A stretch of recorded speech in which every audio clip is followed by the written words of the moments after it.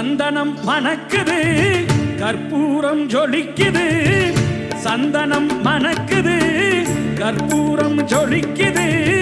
கந்தகிரி கோயில் வந்தால் நன்மையெல்லாம் நடக்குது.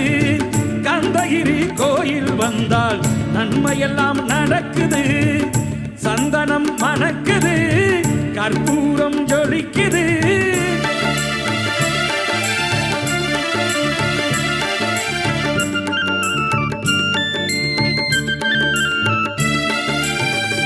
நித்தமும் பாலிலே நீராட்டுவோம், பச்சை நிறத்திலே பட்டாடை நாம் கட்டுவோம்.